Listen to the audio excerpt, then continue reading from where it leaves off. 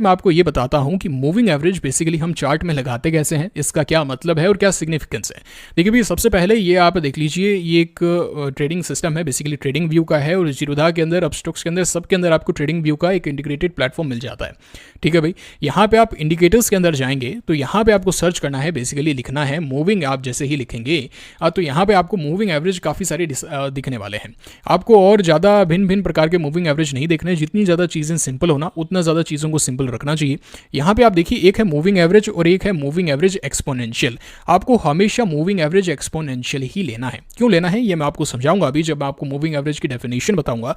लेकिन अभी के लिए आप ये समझ गए हैं कि आपको क्या सेलेक्ट करना है। आपको मूविंग एवरेज एक्सपोनेंशियल सेलेक्ट करना है। कैसे सेलेक्ट करना है? सबसे पहले इंडिकेटर्स में जाएंगे। इंडिकेटर्स में एक ऐसा बॉक्स ओपन होगा, यहाँ पे आप मूविंग लिखेंगे, और जब आप लिखेंगे तो ये सब आपको ऑप्शंस मिलेंगे। आप किसको सेलेक्ट करेंगे? आप मूविंग एवरेज एक्सपोनेंशियल को सेलेक्ट करेंगे। चलिए भाई, यहाँ पे सेलेक्ट कर लेते हैं मूविंग एवरेज एक्सपोनेंशियल को। ओके, तो यहाँ पे जैसे ही हमने मूविंग एवरेज एक्सपोनेंशियल को सेलेक्ट किया, यहाँ पे हमें एक लाइन सी दिखाई दी। इसका क्या मतलब है भाई? ये लाइन क्या बता रही है? वैसे एक चीज़ नोट किया आपने यहाँ पे कि लाइन के ऊपर जाने के बाद में ये इसके नीचे नहीं जा पा रहा है, बार बार इससे सपोर्ट ले रहा है, और जब नीचे जा रहा है तब ऊपर भी आ जा रहा है। तो इसका मतलब कुछ ना कुछ तो ये सिग्निफाई कर रही है, एटलीस्ट इन दो जगह तो सिग्निफाई अवश्य कर रही है। खैर, इसको आगे वीडियो में बताऊंगा। अभी बस आपके मन में थोड़ी सी खुरापात जो है वो शुरू करवाना चाह रहा हूँ, ताकि आपको कहीं ना कहीं बैक ऑफ द माइंड कुछ क्वेश्चंस आने लग जाए। खैर, यहाँ पे आप देखिए एक चीज़ निकल के आई है, EMA लिखा हुआ है, उसके आगे 2-3 चीज़ें और है।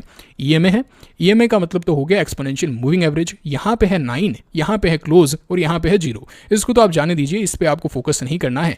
बेसिकली 9 और क्लोज यहाँ पे दिखा रहा है। अब इनका क्या मतलब है, यहाँ से आप ये समझेंगे कि बेसिकली मूविंग एवरेज का क्या मतलब होता है। तो ये जो यहाँ पे नंबर लिखा है ना, ये जो 9 यहाँ पे लिखा है, इसका मतलब ये है कि हम 9 क्लोज प्राइस का एवरेज ले रहे हैं। क्लोज का मतलब क्या है? Closing price. बेसिकली इस दिन जो क्लोज हुआ, बेसिकली क्लोजिंग प्राइस का हम एवरेज ले रहे हैं। ठीक है भाई, एवरेज लेना तो हमने बचपन के अंदर सीखा है कि भाई जैसे मेरे को आपने 2 नंबर दिए 2 + 3, तो भाई इसका जो एवरेज होगा मैं कह दूंगा कि ये 2.5 है। ठीक है, अब वहीं पर 2 नंबर का ही एवरेज लेना है। अगले दिन मैंने आपको एक नंबर और दे दिया, ये नंबर था बेसिकली 4। ठीक है भाई, अगला नंबर 4 आ गया। अब मैंने आपको बोला कि जो लेटेस्ट 2 चीज़ें हैं उसका एवरेज निकाल के दो, यानी लेटेस्ट 2 चीज़ों का एवरेज क्या हो जाएगा? 3 + 4 होगा कि नहीं होगा? 3 + 4 होगा। तो बेसिकली जब हम 3 + 4 करेंगे तो इसका एवरेज आप निकाल लीजिए। 3 + 4 = 7, 7/2 = 3/5। तो अब आप ये बोलेंगे कि भाई जो लेटेस्ट डेटा है उसके अनुसार मूविंग एवरेज जो है वो 3.5 हो रहा है। और यहाँ पे आप मूविंग जो है वो शब्द इसलिए जोड़ देंगे कि ऐसा बोल के कि भाई पहले जो दिन था उस दिन ये 2 डेटा थे, इस बार जो डेटा है वो ये 2 हो गए, यानी डेटा जो है वो चेंज होता जा रहा है, और जो क्लोजिंग है वो हर दिन चेंज होती जा रही है, एक नई कैंडल बनती जा रही है। इसलिए जो लाइन है ये मूव कर रही है, इसलिए हम इसको बोलते हैं moving average. So I hope आप एवरेज का मतलब तो बचपन से ही जानते हैं। एवरेज क्या है? 2 नंबर का एवरेज लेना। अब बेसिकली ये मोस्ट प्रोबेबल इवेंट है जब हम बात करते हैं कि विराट कोहली का जो एवरेज चल रहा है वो 50 का चल रहा है, और जब विराट कोहली 50 से ज़्यादा रन मार देता है, सेंचुरी मार देता है, तो हम क्या बोलते हैं? बढ़िया खेला, एवरेज से बढ़िया खेला। विराट कोहली तो चलिए उससे काफ़ी ज़्यादा एक्सपेक्टेशंस रहती हैं। अगर कोई नॉर्मल सा खिलाड़ी है जिसका एवरेज आप देखते हैं, जिसका आपने ज़्यादा नाम नहीं सुना है कि भाई इसका एवरेज तो 35 का है, तो एक बार तो लगता है भाई खिलाड़ी तो बढ़िया है, 35 का एवरेज तो बहुत अच्छी चीज़ है। अब अगर वो खिलाड़ी जो है एवरेज से ज़्यादा रन मार देता है, मान लीजिए 45 एक रन उसने लगाए, तो हम क्या बोलते हैं? अच्छा खेला भाई, काफ़ी ज़्यादा अच्छा खेला, एवरेज तो 35 का ही था लेकिन 45 रन मारे हैं इसने, तो कहीं ना कहीं बढ़िया बात है। इसी तरीके से मार्केट के अंदर भी है। तो आई होप आप 1-2 चीज़ें समझ गए हैं कि भाई एवरेज क्या है, मूविंग एवरेज का क्या मतलब हुआ कि भाई हर दिन क्लोजिंग प्राइसेस जो हैं वो चेंज होती जा रही हैं। क्लोज का मतलब क्या है? क्लोज बेसिकली हमने क्लोज प्राइस ली है, हर दिन की क्लोज प्राइस का हम एक एवरेज लेते जा रहे हैं। तो बेसिकली आप मूविंग एवरेज समझ गए हैं। अब चलिए आपको कुछ और चीज़ें बताता हूँ। देखिए भाई, यहाँ पे जो आप नंबर देखते हैं ना कि भाई ये 20 डेमा, 50 डेमा, ये सब चीज़ें आपने सुनी होगी, 200 डेमा, तो आपको कन्फ्यूजन लगा होगा कि भाई ये क्या डेमा लगा रखा है। तो देखिए भाई, ई जो है इसका मतलब है एक्सपोनेंशियल, एम जो है इसका मतलब है मूविंग, ये है एवरेज, यानी एक्सपोनेंशियल मूविंग एवरेज। तो भैया 20D का क्या मतलब है? 20D का मतलब है 20 डेज, यानी पिछले 20 दिनों का जो एवरेज है उसको हम 20 डेमा के नाम से कहते हैं। अब पिछले 50 दिनों का जो एवरेज होगा उसको हम क्या बोलेंगे? 50 डेमा के नाम से बोलेंगे। डी यानी डे, यानी 50 डे एक्सपोनेंशियल मूविंग एवरेज। तो आपने सुना होगा, जिससे मैंने आपको बताया था कि 200 डे एक्सपोनेंशियल मूविंग एवरेज 20 डेमा के नीचे कभी भी शेयर को नहीं खरीदते हैं, क्योंकि उसका लॉन्ग टर्म ट्रेंड जो है वो क्या हो जाता है? बियरिश होता है, इसलिए उसको हम नहीं खरीदते हैं। तो इसका कहने का मतलब क्या है? पिछले 200 दिन की जो भी क्लोजिंग प्राइस हुई है उसका जो भी एवरेज हम निकालेंगे वो जो प्राइस निकल के आएगी उसके नीचे हमें नहीं खरीदना है। बेसिकली यही कहानी हुई 200 डे मूविंग एवरेज की। तो आई होप आप यहाँ पे ये नंबर समझ गए हैं, आप एक्सपोनेंशियल मूविंग एवरेज ये जो इसकी फुल फॉर्म है ये समझ गए हैं। अब मैं आपको ये समझाता हूँ कि बेसिकली सिंपल मूविंग एवरेज और एक्सपोनेंशियल मूविंग एवरेज में क्या डिफरेंस है और किसको हम क्यों यूज़ करते हैं। अच्छा, तो यहाँ पे देखिए स्क्रीन पर मैंने दो यहाँ पे लाइंस लगाई हैं। सबसे पहली जो लाइन है आप जैसा कि देख सकते हैं एक्सपोनेंशियल मूविंग एवरेज 20 डेज़ की है और ये जो है मूविंग एवरेज 20 डेज़ का है। यानी ये जो है ये सिंपल वाला है, रेड वाली लाइन जो है वो सिंपल मूविंग एवरेज है और ब्लू वाली लाइन जो है वो है एक्सपोनेंशियल मूविंग एवरेज। यहाँ पे आप देख सकते हैं डेली फ्रेम का मैंने यहाँ पे चार्ट यूज़ किया है। तो एक चीज़ अगर आप नोट कर पा रहे हैं कि जो ब्लू वाली लाइन जो है जो बेसिकली एक्सपोनेंशियल मूविंग एवरेज है वो क्लोजिंग प्राइस के काफ़ी ज़्यादा क्लोज है। आप यहाँ पे देख लीजिए जब ये ऊपर जाने लगा तो रेड वाली लाइन जो है जो बेसिकली सिंपल मूविंग एवरेज है वो कम रिएक्ट कर रही है और एक्सपोनेंशियल मूविंग एवरेज वाली जो लाइन है जो ब्लू वाली लाइन है वो ज़्यादा रिएक्ट कर रही है। जब शेयर प्राइस गिर भी रहा है तो भी ये क्लोजिंग प्राइस के ज़्यादा पास में है और यही रीज़न है कि हम basically exponential moving average use करते हैं क्योंकि ये जो है जो लेटेस्ट एक्टिविटी है उसको ज़्यादा तवज्जो देता है, काइंड ऑफ वेटेड आप मान लीजिए। इस कारण क्या है हमें एक क्लियर पिक्चर मिल पाती है। मूविंग एवरेज वैसे तो लैगिंग इंडिकेटर हुआ क्योंकि पहले क्लोजिंग प्राइस आएगी फिर आप एक एवरेज लेंगे और उसके अंदर भी अगर आप बहुत ही ज़्यादा लेट अगर रिएक्ट करेंगे तो वो एक लेट सिग्नल हमें मिलेगा, इसलिए हम एक्सपोनेंशियल मूविंग एवरेज पर ज़्यादा भरोसा करते हैं। इसलिए अब से आप हमेशा एक्सपोनेंशियल मूविंग एवरेज ही यूज़ करेंगे। अब जो एक्सपोनेंशियल है बेसिकली एक फॉर्मूला होता है, मैथमेटिक वे के अंदर ये निकाला जाता है, लेकिन हमें उसके अंदर जाना नहीं है, हमें तो बस इसका एप्लीकेशन देखना है, यही इंपॉर्टेंट है। अब जैसे विराट कोहली है बेसिकली उसकी जो एवरेज है वो तो चलिए 50 की है, लेकिन जो इसकी पिछली 10 इनिंग्स है भैया उसके अंदर तो इसने बिल्कुल भी परफॉर्म ही नहीं किया। उसके अंदर तो इसका जो एवरेज निकल के आ रहा है वो 20 का ही निकल के आ रहा है। तो हम किस पे ज़्यादा ट्रस्ट करेंगे, 50 पे ज़्यादा ट्रस्ट करेंगे कि 20 पे ज़्यादा ट्रस्ट करेंगे? हम बोलेंगे कि भाई अभी इसका फॉर्म बढ़िया नहीं चल रहा है, 20 का ही इसका एवरेज सही होना चाहिए, है कि नहीं। इसी तरीके से जो एक्सपोनेंशियल मूविंग एवरेज है वो बेसिकली हमें लेटेस्ट घटना बताता है कि जो क्लोज प्राइस है वो बेसिकली लेटेस्ट क्या चीज़ें प्राइस इन हो रही है। आई होप अब आप समझ गए हैं कि हम एक्सपोनेंशियल मूविंग एवरेज क्यों यूज़ करते हैं और अब से आप हमेशा एक्सपोनेंशियल मूविंग एवरेज ही यूज़ करने वाले हैं। तो आपने काफ़ी सारे मूविंग एवरेज के बारे में सुना होगा कि भाई 10 day moving average, 20 day moving average, 50, 100, 200 day moving average, लेकिन ये सिग्निफाई क्या कर रहे हैं, बेसिकली क्या बता रहे हैं। तो देखिए भाई मूविंग एवरेज जो है उसका जो मेन यूज़ है ना वो ट्रेंड के लिए है और ट्रेडिंग के अंदर ट्रेंड इज़ योर फ्रेंड। आपने ये बात बार बार सुनी होगी कि भाई ट्रेंड के साथ में रहिए और ट्रेंड वाकई में काफ़ी ज़्यादा इंपॉर्टेंट है। मान लीजिए आप समुद्र के अंदर हैं और समुद्र के अंदर आप अपनी जहाज़ जो है वो लेकर जा रहे हैं, जहाज़ का शिप है भैया, आपकी ये शिप है, ठीक है, आप समुद्री डाकू हैं, बहुत बड़े डाकू हैं आप, ठीक है, आप जा रहे हैं। अब यहाँ पे हवा का जो रुख है वो आपके साथ में होना चाहिए कि नहीं होना चाहिए। अगर आप हवा की डायरेक्शन के अंदर ही जाएंगे तब तो भैया आपको ज़्यादा एफर्ट्स ही नहीं लगाने पड़ेंगे, आपको हवा ही ले जाएगी, आपको जो इंजन है वो भी बंद करने से चल जाएगा। लेकिन अगर आप हवा के विपरीत चलेंगे तब क्या होगा, तब आपको इंजन पे पूरा जोर लगाना पड़ेगा और ऐसा भी हो सकता है कि आपकी जो शिप है वो डगमगा के गिर भी जाए। और यही जो यूज़ है वो हम ट्रेंड के लिए भी यूज़ करते हैं, यानी जो सेम एनालॉजी है वो ट्रेंड के अंदर है। आपको अगर ट्रेडिंग करनी है तो आपको ट्रेंड के साथ में रहना ही है, ट्रेंड के कभी भी एंटी नहीं जाना है, क्योंकि वहाँ पे आपका जो कैपिटल है वो काफ़ी जल्दी चला जाएगा। और अगर आप ट्रेंड के साथ में रहेंगे तो अगर आपने हल्की सी गलती भी की है, अगर आप हल्के से ढीले भी पड़े हैं तो भी कोई दिक्कत नहीं है, ट्रेंड जो है वो आपको अपने साथ में ले जाएगा और अच्छा खासा आपको प्रॉफिट दे देगा। जैसे ये जो है यहाँ पे एक ट्रेंड है, बेसिकली ये आप देखिए कितना शानदार ट्रेंड यहाँ पे हुआ, शॉर्ट टर्म ट्रेंड। अगर आपने इसको यहाँ पर भी बाय किया होता, यहाँ पर भी बाय किया होता तो भी ट्रेंड इतना ज़्यादा बढ़िया था कि आपको अच्छे खासे रिटर्न्स दे रहा था।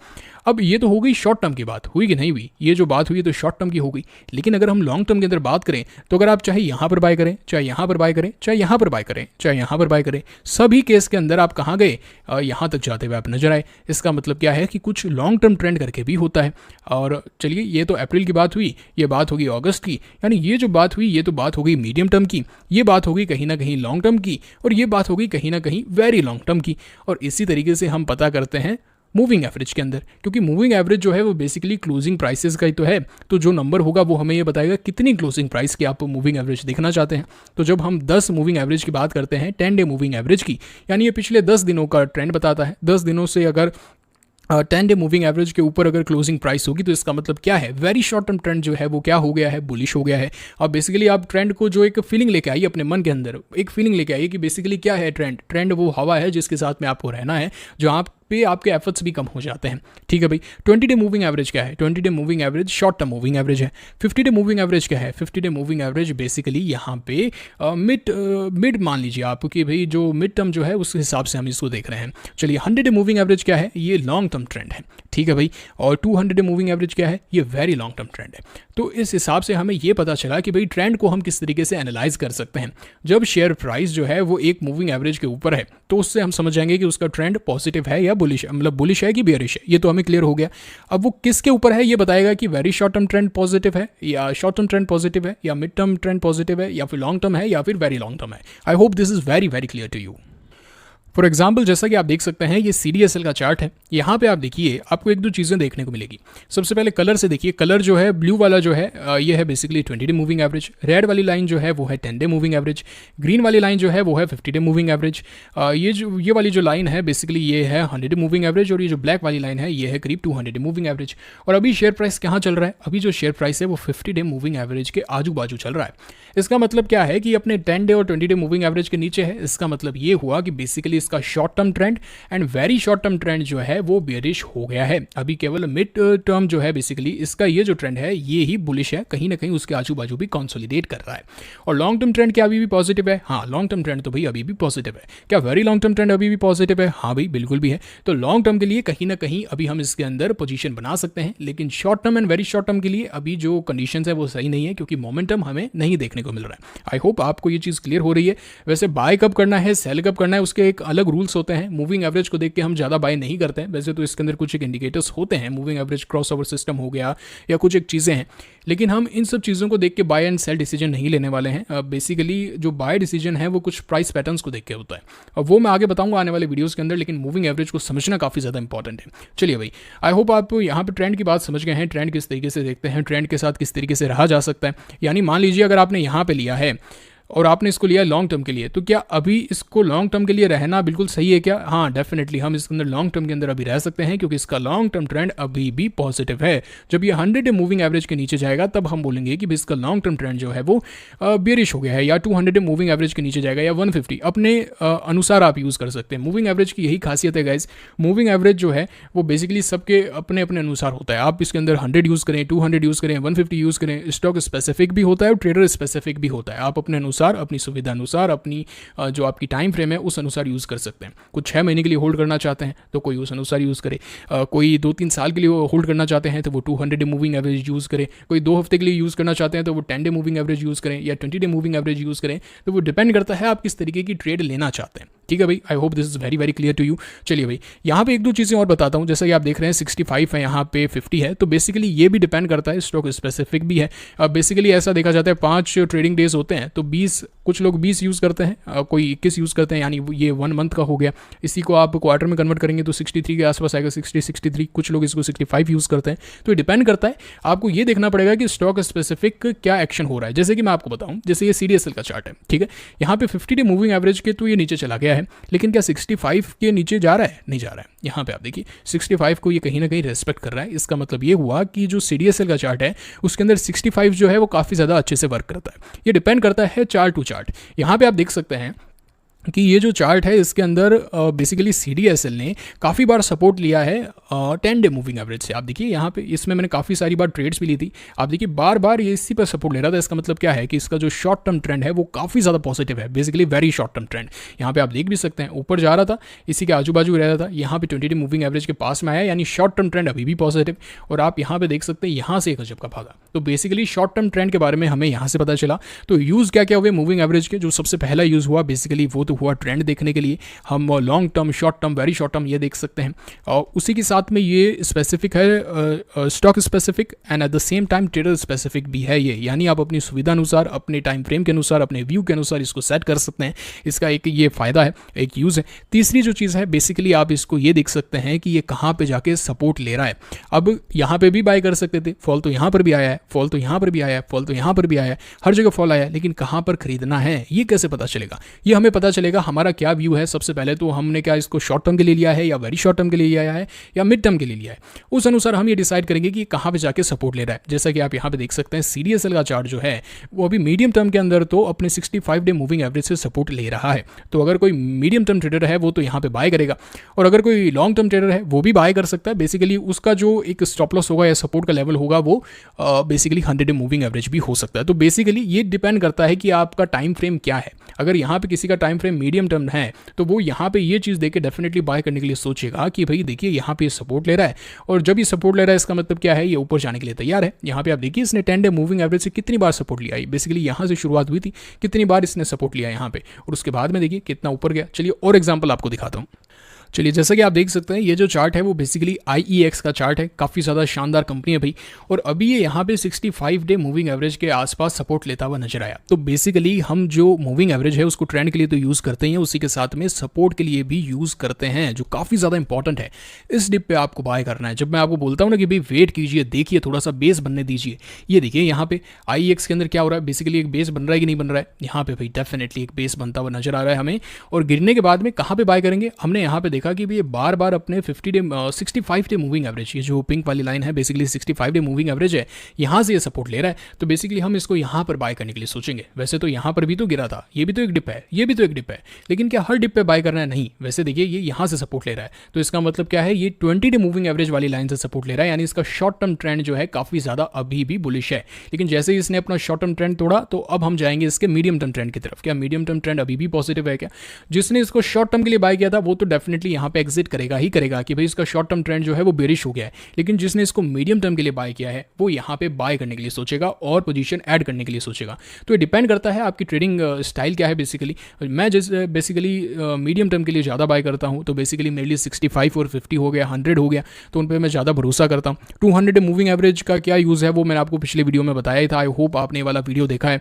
200 मूविंग एवरेज जो है वो बहुत ही ज़्यादा इंपॉर्टेंट चीज़ है। 200 मूविंग एवरेज के कभी भी नीचे बाय नहीं करते हैं। Long term, very long term trend जो है जब तक पॉजिटिव ना हो, हमें ट्रेंड के साथ में रहना है।